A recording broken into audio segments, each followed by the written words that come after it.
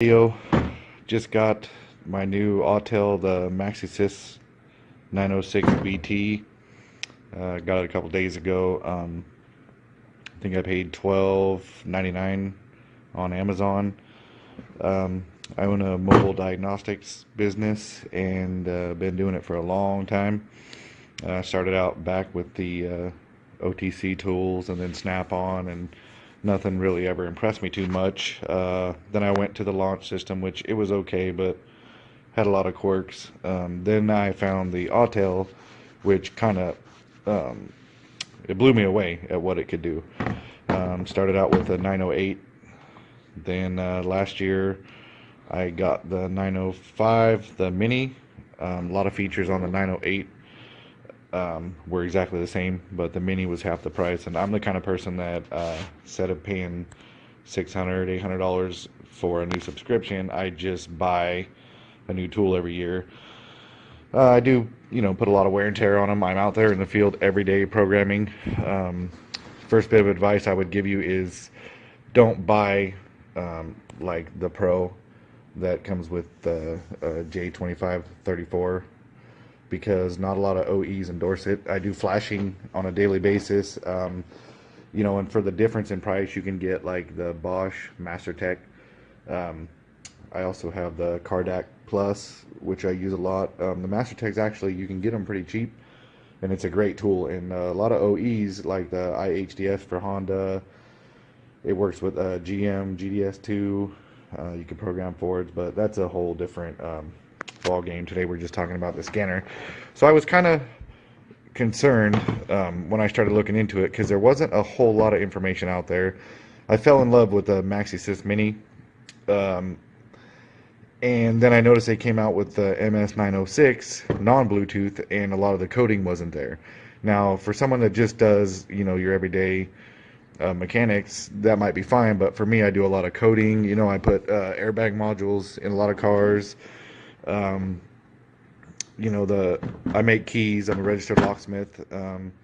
So I wanted to make sure that the 906 had all the features of the mini, and the mini was an amazing tool. I mean, I used it day in and day out. I could set up brand new programmable modules in Fords without having to buy a subscription.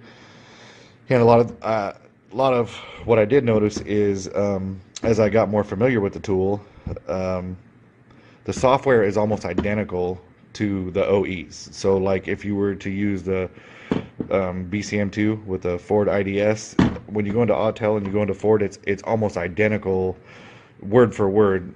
So it's actually a lot of tool for what you spend. One thing I don't like, though, is it's a little bit bigger and the battery life is better, but they were saying that it's a little more durable than the 905, the mini, but I don't think so. The edges are kind of hard. The mini was actually solid rubber all the way around, and it had a Velcro strap you could put on, which was pretty cool. And the Bluetooth. This kind of scares me.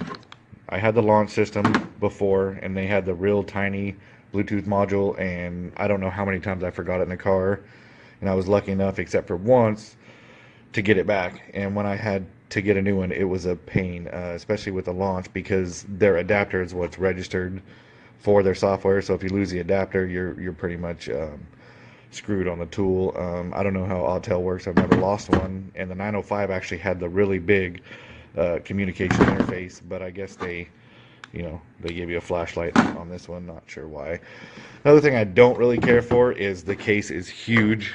All your adapters that 99% of us aren't going to use are actually a part of the case now, as to where on the mini, and I think the 908, it actually was in a separate box.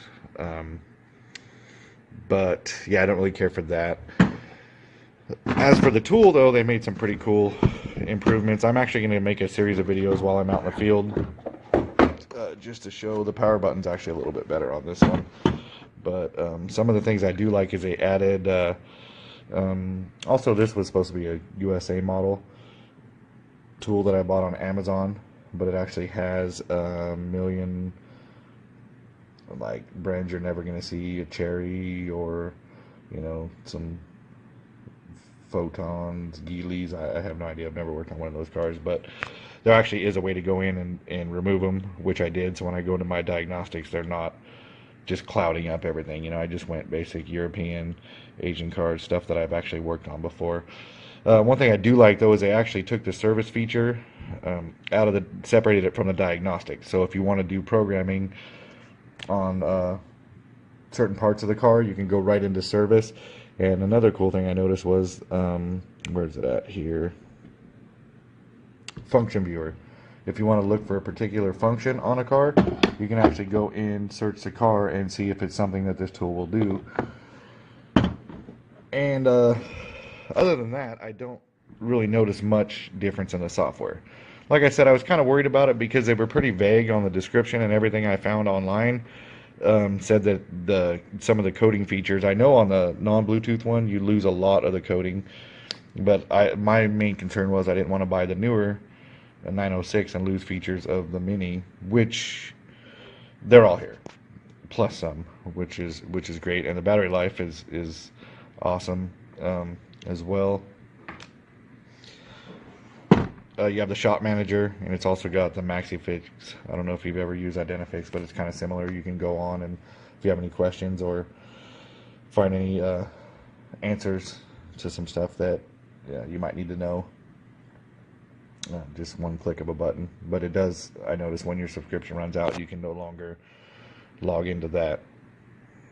So I wanted to touch on that I've used and I think are great with this tool is its ability to make or program keys and key fobs.